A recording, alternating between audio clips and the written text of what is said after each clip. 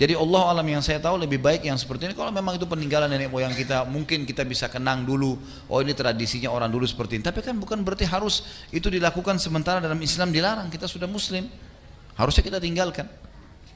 Kalau masalah taubat, ya taubat nasuha kepada Allah sementara dengan 3 syarat yang sudah kita tahu.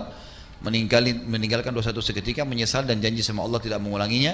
Dan kalau dia punya, maka lebih baik dimusnahkan ya. Dan berarti kata ini lebih baik dihilangkan ya. Kemudian wayang itu adalah budaya seni. Sebelum adanya Islam sudah ada wayang. Lalu para ulama dari Wali Songo ini ingin bagaimana membawa wayang ini kepada sebagai sarana untuk berdakwah. Tujuannya adalah berdakwah. Seandainya tanpa wayang bisa juga nggak ada masalah. Cuman karena wayang adalah seni yang satu betul-betul masyarakat yang lagi disenangi dan sampai hari ini pun masih banyak penggemarnya. Kita tidak bicara tentang penggemar hari ini. Pada saat itu bagaimana para wali itu melihat wayang. Termasuk dipelopori oleh Sunan Kalijogo. Wayang ini adalah budaya yang orang bisa berkumpul di situ.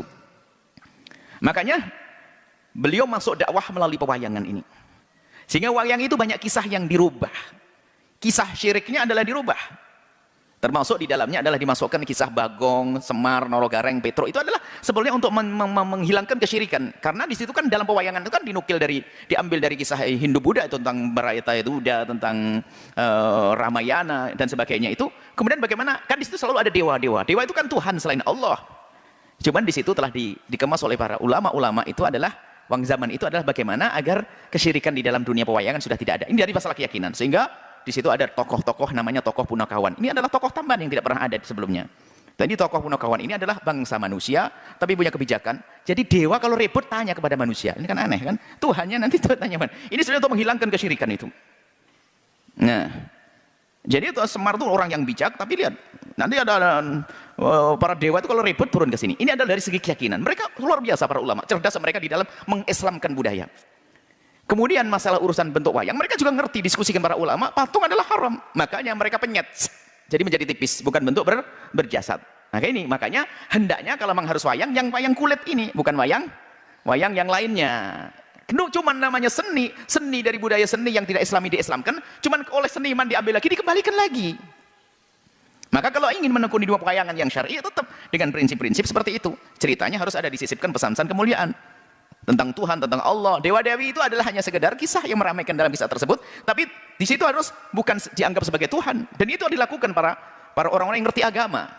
Dimulai daripada Wali Songo yaitu Sunan Kalijogo. Jadi gambar yang sifatnya tipis itu kan kulit namanya tipis, itu bukan digolongkan sebagai mujasad. Itu ada makna, ada maksud di balik itu semuanya. Kenapa tipis?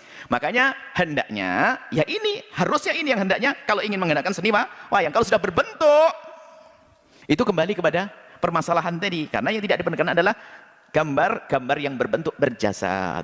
Jadi kami himbau kepada para seniman wayang hendaknya kembali kepada apa yang telah ditata oleh ulama-ulama terdahulu kita Wali Songo. Kisah-kisahnya harus kisah membangun, bukan memprovokasi, bukan mengajari jelek, tapi membangun keimanan di dalamnya. Kemudian masalah wayangnya pun hendaknya tetap diperhatikan, jangan sampai keluar daripada jalur syar'i yang sudah dibahas oleh ulama dulu. Biarpun kita tidak pernah ngerti sebabnya, kenapa harus pakai kulit dan sebagainya. Karena itu adalah untuk tidak menjadikan bentuk jasad, mujassadah. Kemudian juga di dalam gambarnya itu sendiri sudah dirusak. Padahal namanya Arjuna katanya orang paling ganteng. Coba lihat ganteng dari mana kalau gambarnya kayak begitu. Jendol belakangnya begitu katanya paling ganteng Arjuna. Itu gambarnya sudah dirusak semuanya. Akhirnya tidak lihat hidungnya Petro hidungnya panjang ke depannya.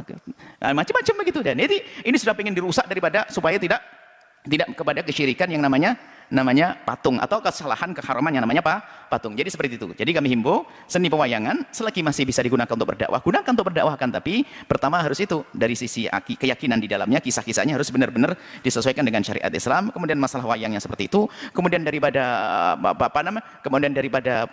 pelengkap-pelengkapnya karawitan adalah seni musik adalah. Kemudian yang lain misalnya sinden dan sebagainya hendaknya diperhatikan supaya jangan sampai di situ ada orang buka aurat dan sebagainya. Kalau memang budaya ini masih sangat digemari di sebagian masyarakat untuk kita bawa kepada Islam. Ini kepada prinsip dakwah sebetulnya. Cuman nanti setelah umat ini adalah sudah keluar daripada ini, nggak perlu lagi kembali misalnya. Caranya yang lain, ceramah begini, langsung tutup poin dapat ilmu. Kan begitu. Itu kan untuk orang awam, menarik orang awam, dimasukkan. Orang awam itu bukan saja orang yang nggak ngerti ilmu. Mungkin profesor, doktor nggak pernah belajar agama. Tapi karena dia hobi wayang, dengar dari pewayangan jadi belajar.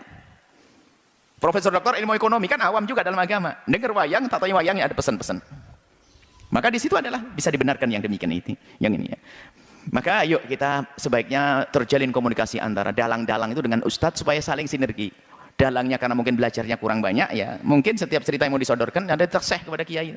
Ini boleh enggak begini?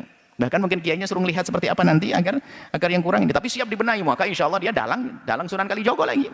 Seperti itu. Ini itu masalah pewayangan. Wayang adalah budaya dan seni seperti yang lainnya. Sarana untuk menghibur orang, kalau memang itu adalah menjadi kebiasaan orang fasik maka haram, tapi kalau kebiasaan orang umum fasik dan tidak fasik menggunakan menjadi bebas. Hanya yang perlu diperhatikan adalah isinya. Siapa yang melaksanakan? Di mana tempatnya? Itu kan harus kita perhatikan. Apa yang diisinya apa? Apa yang diucapkan? Di mana melaksanakannya? Kapan waktunya? Ya kan? Ini adalah yang harus diperhatikan. Keharaman itu karena apa? Mungkin waktunya bertentangan. Waktunya adalah waktu yang menjadikan orang tidak menjalankan kewajiban. Atau tempatnya adalah tempat yang tempat maksiat. Nggak boleh. Orang-orang yang pada tidak menutup aurat. Nggak boleh. Seperti itu. Termasuk keramaian orang berdempet-dempetan tidak diatur adalah menjadi haram itu semuanya. Haramnya karena kerjaannya tersebut dicampur dengan sesuatu yang